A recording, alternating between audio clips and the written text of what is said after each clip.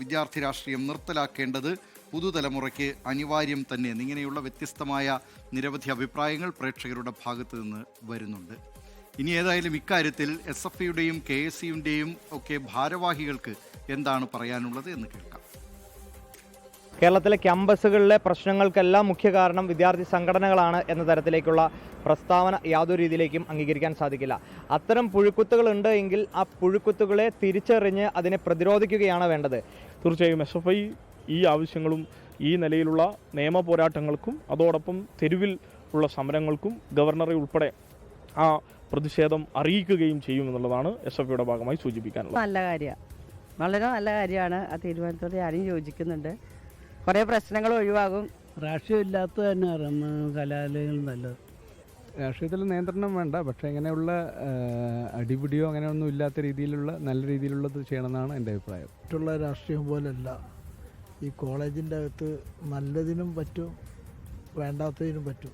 അത് നിയന്ത്രണത്തിൽ വന്നു കഴിഞ്ഞാൽ വളരെ നല്ല കാര്യമാണ്. കോർപ്പറേറ്റ് കച്ചവട താല്പര്യങ്ങൾ ഒരിക്കലും നടപ്പിലാകില്ല എന്ന് പൂർണ്ണ ബോധ്യമുള്ളതുകൊണ്ടാണ് ഗവർണർ രാജ്യം ഭരിക്കുന്ന കേന്ദ്ര സർക്കാരിൻ്റെയും അതുപോലെ സംഘപരിവാറിൻ്റെയും രാഷ്ട്രീയ താല്പര്യങ്ങൾ സംരക്ഷിക്കുന്നതിന് വേണ്ടിയിട്ടാണ് കേരളത്തിലെ സർവകലാശാലകളിലും കോളേജുകളിലും രാഷ്ട്രീയം പാടില്ല എന്നുള്ളൊരു നിലപാട് എടുക്കുന്നുള്ളതാണ് എൻ്റെ ഒരു അഭിപ്രായം. കേരളത്തിലെ കോളേജുകളിൽ ഗവർണർ ഇപ്പം നടത്തിക്കൊണ്ടിരിക്കുന്ന പ്രവർത്തനങ്ങൾ ഏത് രീതിയിലാണെന്നൊക്കെയാണെന്ന് നമുക്കറിയാം. അപ്പം ഇത്തരത്തിലുള്ളൊരു നീക്കം ഒട്ടും അംഗീകരിക്കാനാവുന്നതല്ല. പാർട്ടി രാഷ്ട്രീയമല്ല, അല്ലാതെ എന്താണ് പൊളിറ്റിക്സ്, എന്താണ് അതുകൊണ്ടുള്ള ഉപയോഗം, എന്താണ് അതില്ലെങ്കിൽ വരാൻ പറ്റുന്ന അതിൻ്റെ എന്താണ് അതിൻ്റെ കോൺസിക്വൻസസ് എന്താണെന്ന് അവരറിയണം. പൂർണ്ണമായും കോളേജിലെ രാഷ്ട്രീയം മാറ്റി നിർത്തുന്നതിലൂടെ എനിക്ക് വിദ്യാർത്ഥി എന്നുള്ളതിൽ യോജിപ്പില്ല. തീർച്ചയായിട്ടും നമുക്കൊരു കോളേജ് ക്യാമ്പസിൽ തിരിച്ചൊരു വിഷയം വരുമ്പം ഇപ്പം ബാക്കിയുള്ള മാനേജ്മെൻ്റ് ആയാലും ബാക്കിയുള്ള എതിര് വരുമ്പോൾ തീർച്ചയായിട്ടും വിദ്യാർത്ഥിക്ക് ഒരു രക്ഷ അല്ലെങ്കിൽ ശക്തി എന്ന് പറയാൻ തീർച്ചയായിട്ടും ഒരു രാഷ്ട്രീയം, ഒരു വിദ്യാർത്ഥി സംഘടന വേണമെന്നാണ് എനിക്ക് പറയാനുള്ളത്.